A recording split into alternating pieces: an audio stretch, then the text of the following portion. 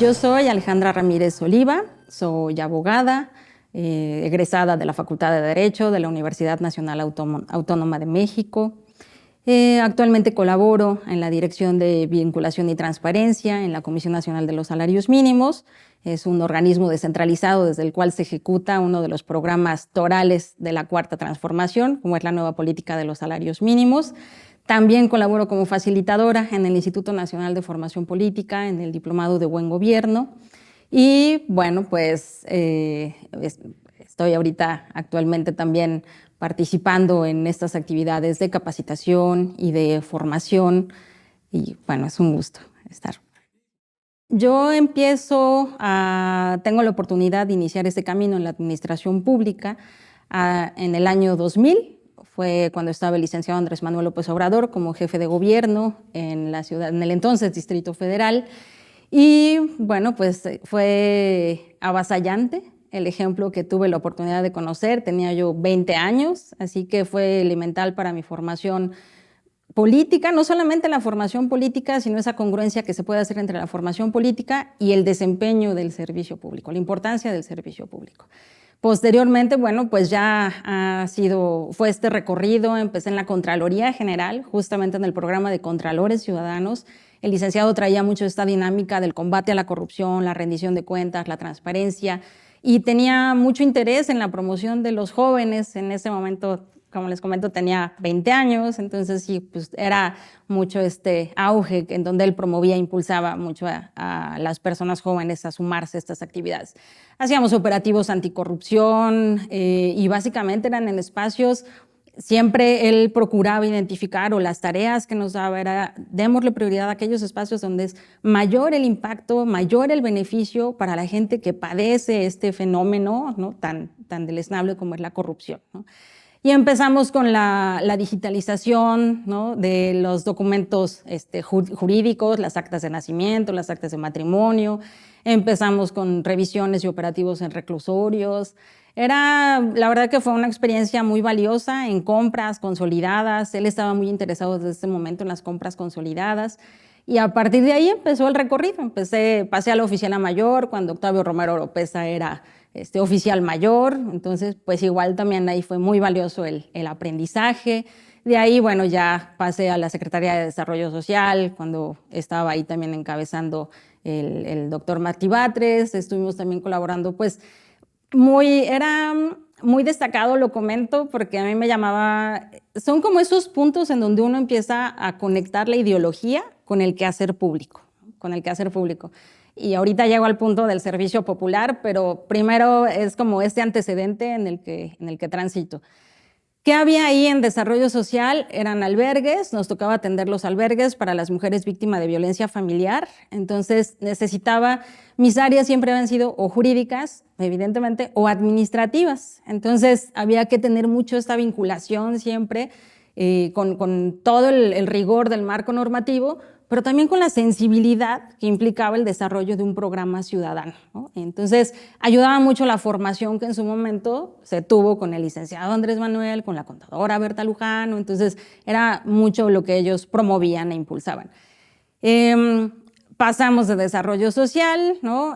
Termina este proceso, voy a la Secretaría de Educación en un programa bellísimo que se impartía en escuelas primarias, y era llevar arte, alimentación sana, actividad física a los niños, ¿no?, a las primeras infancias, ¿no? Entonces, muy valioso, muy estremecedor, ¿no? Creo que ha sido uno de los espacios más estremecedores tener ese contacto con la infancia, ¿no?, y saber la importancia de quienes tenemos ese trato, quienes tenemos como servidores públicos en ese momento con los niños, con las niñas, con los niños, ¿no?, con los padres, con las carencias, con la realidad social que de pronto se vive, ¿no? Entonces era como el aprendizaje que se iba ahí relacionando. Me toca el proceso de formación del partido. Yo no había, si bien me identifico con una ideología de izquierda, nunca había sido de mi interés militar en algún partido político. Cuando milito es porque se conforma Morena y se hace este llamado a crear un nuevo espacio en el que pudiéramos contribuir y sumar desde nuestra trinchera, desde donde estuviéramos cada una y cada uno de nosotros, ¿no? Empiezo a participar en el proceso fundador de Morena y bueno, pues como arranque me toca una de las rifas del Tigre, ¿no? Y fue ser candidata a diputada local, ¿no? En Venustiano Carranza, ¿no? En ese momento estaba ahí como muy intenso, pues porque igual habían actores políticos que evidentemente eran contrarios, el mismo escenario en distintos espacios, ¿no? Y bueno, uno de pronto llega con mucha ingenuidad, que hoy no lo considero malo, hoy lo considero valioso, ¿no? Creo que lo más valioso es no perder esa ingenuidad con el paso de los años, ¿no? O sea, decir, bueno, pues sí, quizá quede ingenua, ¿no? Así, pero fue muy valioso la experiencia, el aprendizaje.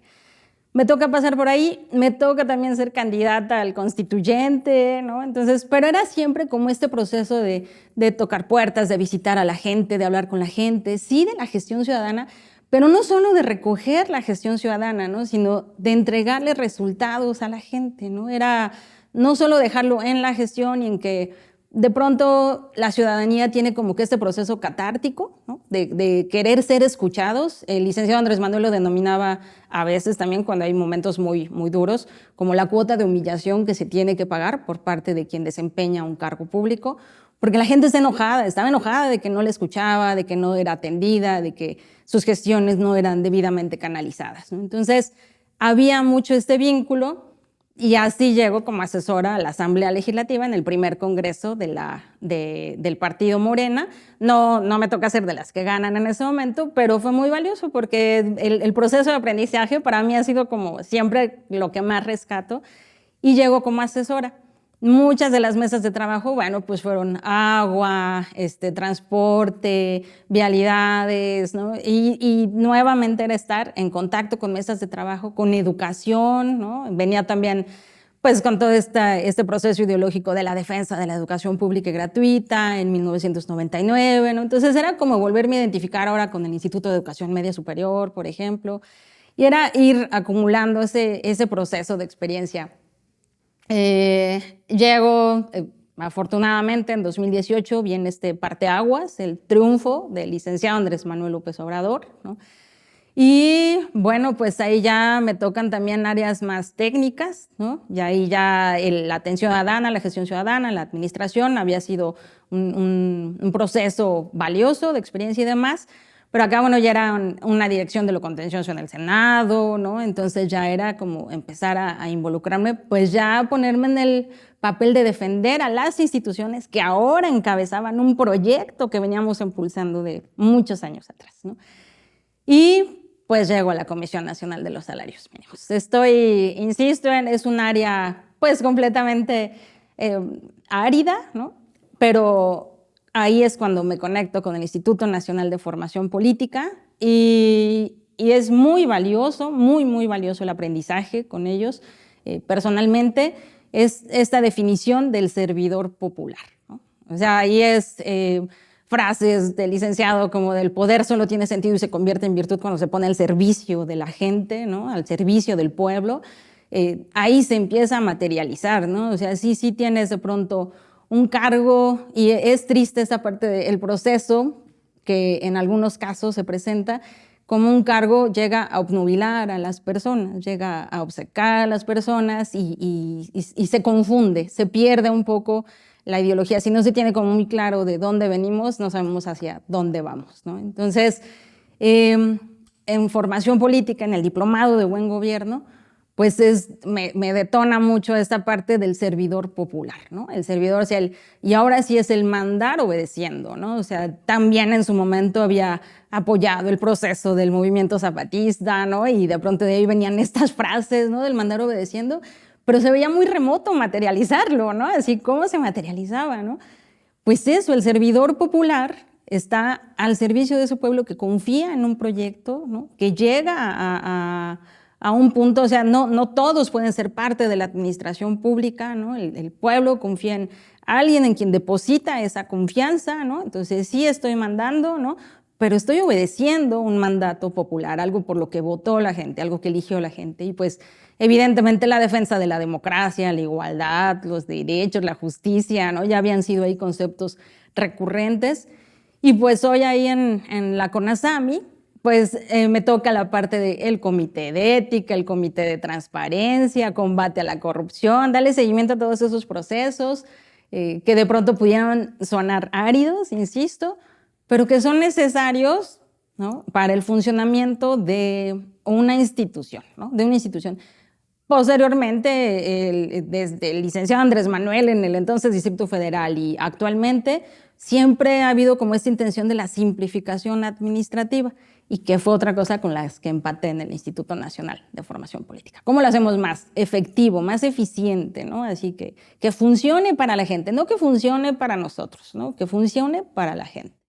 El hecho de que mucha gente viene de todo este proceso del modelo neoliberal que ya se venía arrastrando, es un proceso complicado, es muy complejo, se tienen muchos vicios, muchas prácticas que complican un adecuado funcionamiento, que era lo que el licenciado de pronto se refería con el elefante reumático, ¿no? ¿Cómo movemos ese elefante reumático? Nos encontramos con muchas resistencias, siempre una constante es esa, son muchas resistencias. Sin embargo, hay una constante: cuando trabajas, cuando no llegas a repetir las mismas prácticas que hubo anteriormente, pues el soslayar las actividades importantes. Por ejemplo, pongo un ejemplo: en salarios mínimos encontrabas un programa anual de trabajo en donde desde enero aprobaban que el salario iba a subir 50 centavos.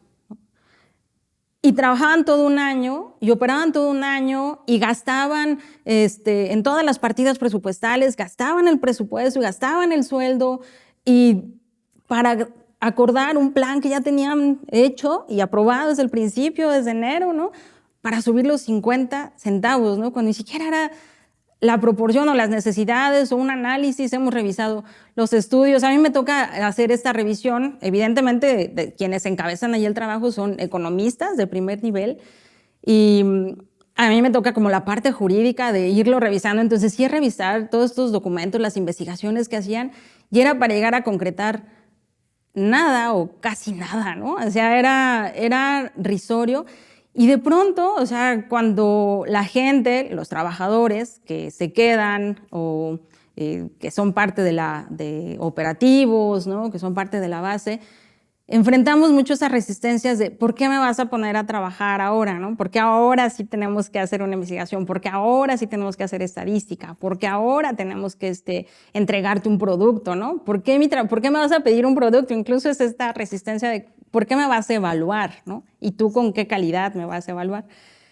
Y una constancia es eso, con trabajo, ¿no? Con trabajo. Ahí en salarios mínimos, el equipo de economistas que llega es un equipo muy valioso, es muy valioso. Yo me siento muy afortunada de poder trabajar con ellos, son de primer nivel.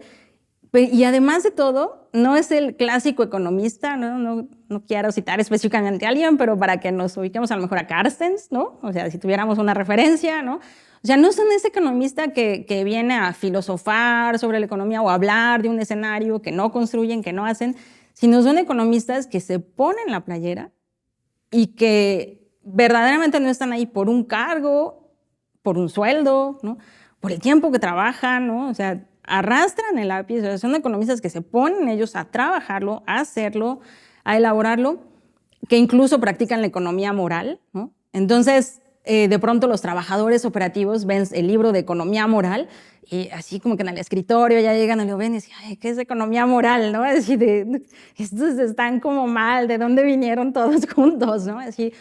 Pero sí necesitamos forzosamente un entorno en el que la ola de ese proyecto ideológico que llega, estemos en el mismo entendido, en el mismo sentido, ¿no? Que no llegamos a ocupar el cargo, decía, igual, perdón que lo cite tanto al licenciado, pero sí son muchas referencias muy valiosas de él.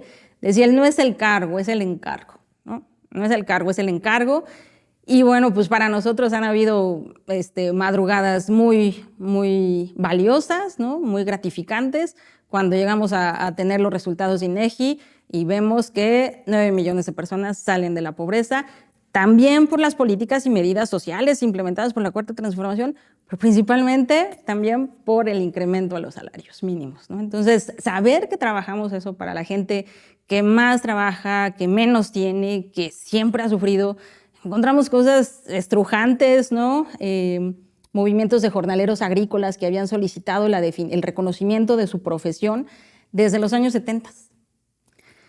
Y lo postergaban y lo postergaban y lo postergaban. En un año se hizo en la Comisión Nacional, ¿no? Movimientos de trabajadoras del hogar, personas trabajadoras del hogar solicitando el reconocimiento de la profesión, porque también acá se reconocen las profesiones, ¿no? Igual, ¿no? O sea, y lo más sorprendente es que encontrabas estudios, ¿no?, de cómo elaboraban todo el argumento para decir, sí es muy valioso, pero en este momento no. Cuando nosotros logramos impulsarlo y lo materializamos, es muy fuerte, es un proceso complicado, porque con quien acuerdas, con quien te sientes es con los sectores, el sector empresarial y el sector obrero. Entonces las resistencias no solo son en la oficina, ¿no?, en la institución, ¿no? Las resistencias pues también son con los sectores que dialogas, ¿no? Entonces, ¿cómo los convences, no?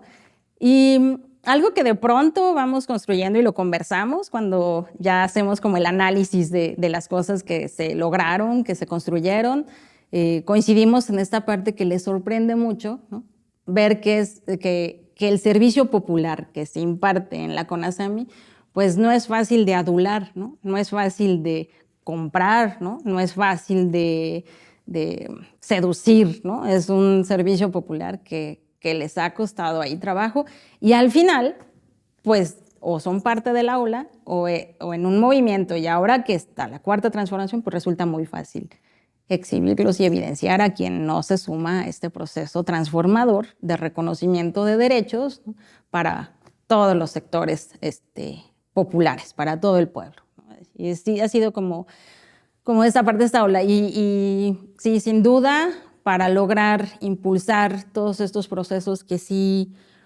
logró permear el neoliberalismo en distintos espacios públicos, en el sector público, yo podría resumirlo así: es con trabajo, es trabajando con compromiso y es también haciendo la diferencia, un trato diferente con la gente, un trato diferente con la ciudadanía que llega a acudir. De pronto nosotros pues somos una institución más de investigación, más de, no tanto de trato con atención ciudadana. Por eso la referencia de ser una institución de pronto árida, ¿no? Así, a eso me refiero, no porque sea árido el tema, no, al contrario, el impacto pues es valiosísimo, pero no tenemos tanto trato. Y aún así llega la gente a tocar a CONASAMI y lo recibimos, les explicamos, les imprimimos los materiales que necesiten. Solicitudes de información se incrementaron mucho. Estoy también a cargo ahí de la unidad de transparencia. Y ¿cómo impulsas esa ola del proceso neoliberal, de aquellas resistencias? Abriendo, dando transparencia, abriendo las instituciones públicas, haciéndolas más públicas, y se incrementaron las solicitudes de información, ¿no? Porque ya no se trata solo de negar la información, de dar largas una información, de pronto se tenía mal entendida esta parte, ¿no? Entonces, nosotros mismos les orientamos, les preguntamos qué es lo que necesita, para qué lo necesita. No es que estoy viendo si voy a demandar, pero no estoy bien informado. Sabemos que está Profedet, sabemos que pueden haber otras instancias. Sin embargo, si lo podemos orientar, si las podemos orientar, lo hacemos con muchísimo gusto. Entonces, es eso, es con trabajo, con mucho compromiso con la gente y con el propio entorno laboral. Soy Alejandra Ramírez Oliva y los invito a poder acercarse a estos espacios de formación política que son tan valiosos en los procesos de transformación, particularmente al Instituto Nacional de Formación Política y al trabajo valioso que se realiza desde la 4TV. Es importante seguir organizándonos, seguir formándonos para ser parte de los procesos históricos que estamos atravesando.